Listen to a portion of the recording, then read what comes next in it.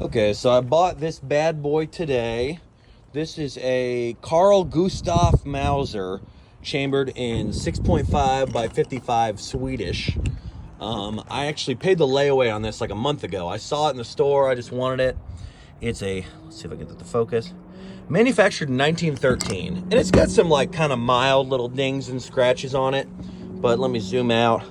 Really just in excellent condition. The barrel looks good, not any surface rust. The bolt is extremely smooth.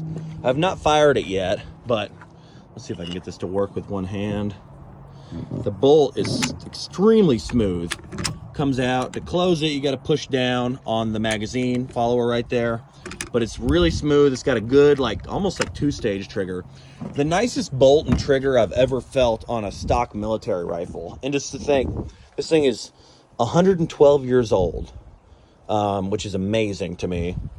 I'm just excited to shoot it. 6.5 Swede, essentially like the ballistic twin of 6.5 Creedmoor. You can actually load it a little bit hotter in a modern gun. I probably can't in this thing just because it's really, really old. But I'm excited to shoot it. It actually came with a scope mount and a scout scope and some ammo. And hopefully I'll kill something with it this fall.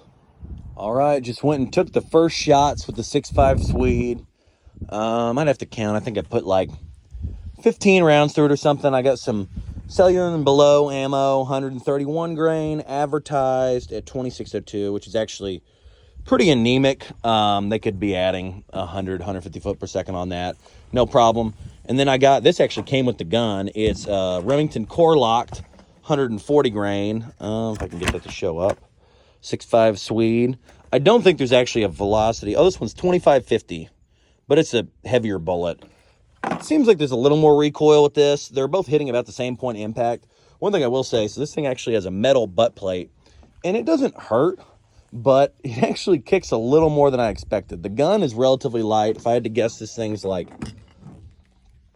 probably like 9 pounds or something as configured. And that metal butt pad, it does kick a little bit, but I've just been shooting. It might be hard to see right here, but roughly like 50 yards at a gong and been hitting most of the shots. It seems like it's actually hitting pretty close to point of impact. I would have had a video of me shooting, but I don't have anyone out here to film me. But yeah, it's an awesome gun. I'm super pleased with it. One thing that's fun about these old military rifles is that you can actually feed them via stripper clip. And I have a Mosin Nagant that works by stripper clips, but they actually stay in place. This one's fun. You just fit it in, and I'm trying to do it with one hand. But here's what's kind of cool. You can just push, whoop, and there we go. I'm gonna see if I can film myself shooting with one hand. All right, just been out here having the best day shooting this new Swedish Mauser that I got. So one thing I forgot to include in the previous video, which is really cool. So the Swedes, that, I guess it's brass circle right there. When I was at the gun store, we actually looked up what it's for. It's to mark the quality of the barrel. Essentially, it's like a proof mark. This is really high quality. And then this thing's actually got a dope chart in the stock, which I think is kind of cool. That probably only works with factory ammo, so I'm not necessarily going to use it, but it's still pretty nifty.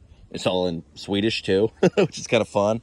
But I've just been sitting here, shooting it yesterday, shooting it today, popping some steel at 100 yards. The gun seems to group pretty well. Shoots great. The recoil's not bad, especially off the bench like this. I have a really small 3-inch steel square down there, and I've been hitting it. And, you know, I'm not the best shot in the world, relatively consistently, but the big gong is pretty much on. And I'm going to see if I can film myself now, taking a little shot. Let's see. I'll see if I can get that to focus down there. I don't know if it will. We'll try to make this work. Okay. Oh, miss. Hard to film with one hand, shoot with the other, if I may say so. Okay. Let's see if we can get this now. Okay. There we go. Got a hit. All right, realizing that previous video is pretty hard to see downrange.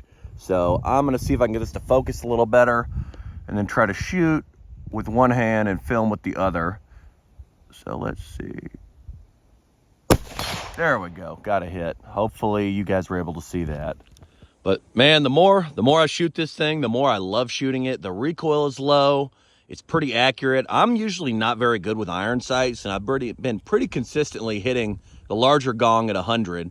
It's definitely hitting a little higher than point of aim, but that's okay. It's just off by a little bit. But I just think it's amazing. This gun, I mean, it's got some dings, some little scratches. This gun was made in 1913. It predates the First World War, and I am just so happy to have something this beautiful, and I got it at a pretty good price. It was only 800 bucks, all numbers matching. So it's actually pretty cool whenever I went to go check out for the gun, and I had no idea any of this was going to come with it, but they hand me a box, and it had some brass, some Remington core locked ammo, a bunch of stripper clips right here, which are always fun to use, but it actually came with a scope mount for this thing. So as far as I can tell, you use this, you replace the rear sight and put that on there. I assume it's not a permanent modification, but it gives you a little rail up there to put on a scout scope. And it actually came with this Burris 2-7 scout scope. I have some experience with scout scopes. I had one on my Ruger Gunsight Scout in 308 when I got it. I wasn't a huge fan, and I ended up putting a normal scope setup on it. But, you know, if that's the only way I can get an optic on this thing without permanently modifying it and messing it up, that might be what I end up doing. But I don't know. You guys tell me in the comments if you think I should just keep it raw iron sights, throw on the scout scope, or start looking into options to put an actual normal scope mount on it.